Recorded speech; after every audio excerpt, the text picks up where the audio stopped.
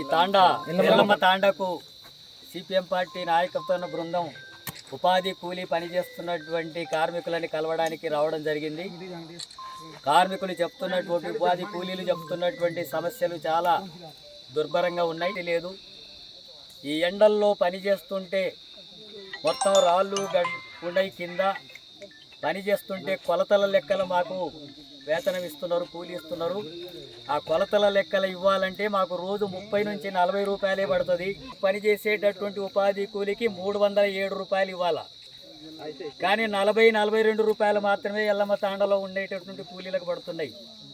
కొలతల ప్రకారమే ఇస్తామని అంటున్నారు కాబట్టి వాళ్ళకి 42 రూపాయలు పడుతున్నాయి. అట్లాగే ఇప్పుడు తీసుకొస్తున్నటువంటి నిబంధనల ప్రకారం ఉదయము ఫోటో తీయాలా, సాయంత్రము పని దిగేటప్పుడు ఫోటో తీయాలా. మరి పని ఇన్ని గంటలు పని చేస్తే ఇప్పుడు ఫోటో తీయకపోతే, ఛార్జింగ్ లేకపోయినా, నెట్ పని చేయకపోతే వాళ్ళ రోజు పని చేసినట్టుగా లెక్కకు రాకుండా పోయే స్థితి ఉంది. అట్లాగే పని దినాలు గ్రామీణ ప్రాంతాల్లో పని లేదు. పని దినాలు 200 రోజులు పని కల్పించాలంటే 60-70 రోజులు కూడా సరిగా పని లేదు. వేతనం కూడా కూలీ కూడా 6 వారాలకోసారి 10 వారాలకోసారి ఇస్తున్నటువంటి పరిస్థితి ఉంది, తక్కువగా వచ్చేటటువంటిది. అట్లాగే కూలీ 307కు సరిపోవడం లేదు. 600 పెంచాలని ఒక డిమాండ్ జరుగుతుంటే ఇక్కడ 42 రూపాయలు మాత్రమే పడే పరిస్థితి వచ్చింది. అందుకనే వాళ్ళకు పనిముట్లు ఇవ్వాలా, పనిముట్లు ప్రభుత్వమే ఇవ్వాలా. గడపారాలు కానీ, పారలు కానీ, తట్టలు కానీ ఇవ్వడం లేదు.